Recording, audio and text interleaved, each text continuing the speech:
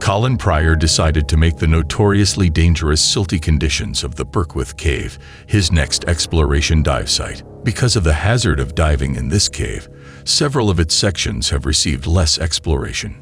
Colin fearlessly made the courageous decision to dive deeper into the uncharted area of the cave that many seasoned divers dreaded, 30 years after the previous investigation of this cave. Birkwith Cave, a horizontal stream cave, is a part of the vast network of interconnected caverns that encircles Bentham in northern England. This system was infamous for its narrow corridors and poor visibility.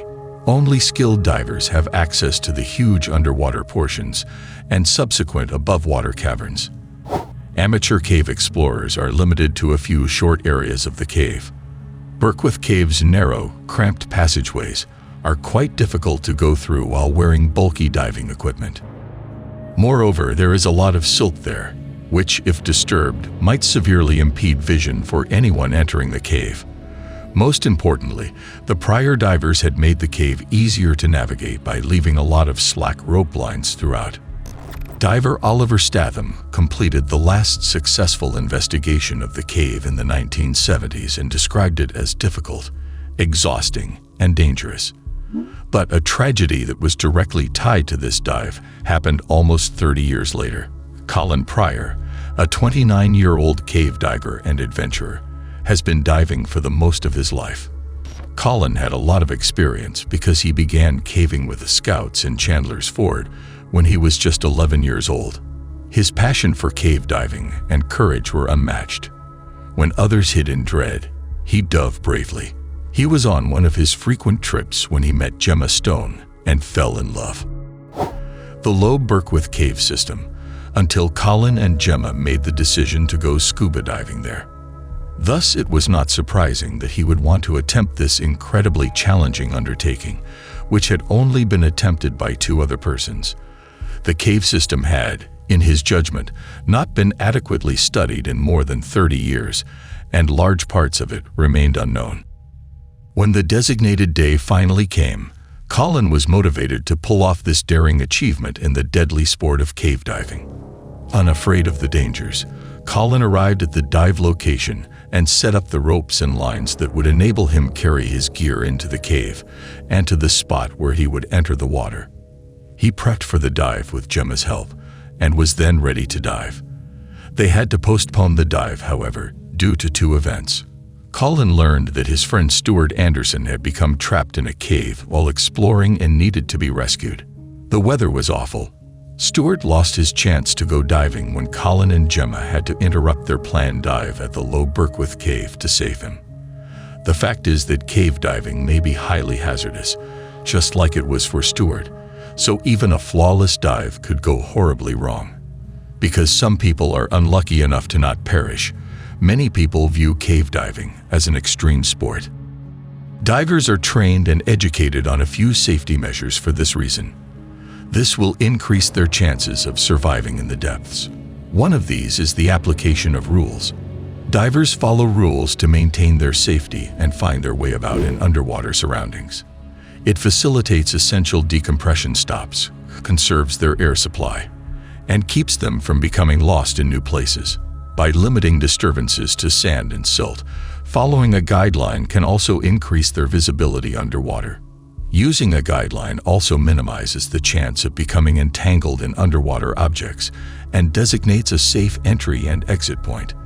The rule of thirds is another crucial safety measure.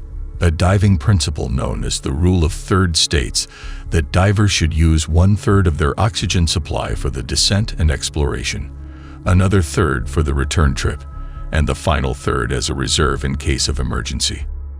It makes sure divers have enough air to safely explore the undersea world and helps divers prepare for the unexpected.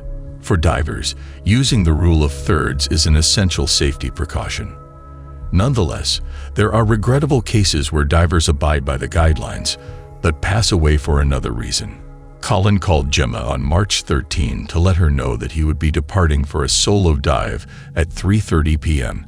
Due to her job commitments that day, Gemma was unable to join Colin on the dive. With the necessary dive equipment, Colin entered the cave through the opening. By himself, he assembled his diving gear, being sure to check his pressure gauge, regulator, and backup regulator for any issues that might have affected his dive. He was prepared to go beyond the known depth of the vast cave system and become one of the first humans to do so. He jumped into the sea to begin his dive, as everything was running smoothly. As he moved through the narrow corridors, he checked his pressure gauge frequently to make sure he had enough air to exit the system and extra in case something went wrong. Colin discovered an ancient rule that had been left there after more than 30 years, in the 1970s, when famed diver Oliver Statham had explored the cave. The fact that he persisted and eventually crossed into new terrain shows that he had accessed parts of the cave system that no one on Earth had previously explored. He basically went that deep into the cave for the first time in human history. After a while, Colin noticed that his gauge had dropped to 2/3 of an inch of air, which acted as a warning for him to begin diving for the exit in accordance with the rule of thirds. In the odd event that something should prohibit divers from emerging from the water, this guideline dictates that they should leave 1/3 of their tank in reserve. By adhering to his predetermined plan, he surfaced again. He was the only person who had been that far into the caves and was still alive. A remarkable achievement requiring a lot of talent, daring, and commitment. Throughout his rise near the cave's entrance, Colin suddenly felt a tug on his tank. He kept swimming forward until he felt another tug, which warned him that he was entangled in a long-abandoned rule that was more than 30 years old. Without assistance from any other divers, Colin took out his knife and began cutting the line. It stayed stuck despite his repeated attempts to unstick it. Gemma, Colin's girlfriend, waited for his call at 3:30, but it never came because she was at work when the dive happened. She then made a call to report the circumstance, but the rescue effort changed into a recovery before the emergency personnel arrived. This was due to the fact that he was discovered more over 7 hours after Gemma placed the call, which was a sizable period of time. Colin was found dead, entirely wrapped in ropes with his tanks empty, in a flooded passageway 500 feet, 152 meters, below the surface. The retrieval effort was assisted by a group of rescue divers who had all either knew Colin directly or were his pals.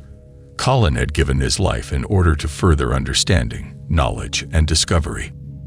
This was a tragic occurrence, especially for a skilled diver who acted legally. No one knew the facts of what happened because Colin was diving alone, but he would have taken all essential precautions. What caused this calamity then? He ought to have been able to cut himself free with his knife. His death is only known to have been caused by drowning after becoming tangled in ropes, according to material that has been made available. Whatever the case, there are a few logical explanations for what might have happened. He might have become tangled, which could have resulted to this. He might have become wedged between the tank and the pressure gauge behind the helmet, the BCD inflator hose, and the emergency regulator. If this section became entangled in ropes, it would be extremely difficult, if not impossible, to remove or cut free. Imagine attempting to cut the cords that were well behind his neck with a razor-sharp knife while completely blind. It traverses dangerous and difficult terrain. That proves challenging and dangerous. Also, it is very likely that Colin had to rub up against the cave's side, which would have reduced his sight because the tunnel has a high propensity for silting up rapidly. He would have been disoriented by this dazzling scenario, along with being tangled and attempting to cut a rope he couldn't see loose until his tank was empty. Whatever the circumstances, a talented explorer and a dearly loved member of his family were lost in this terrible occurrence. We appreciate you taking the time to watch this video. If you liked what you saw, please click the like and subscribe buttons and the bell icon to be notified when we post another thrilling cave diving story.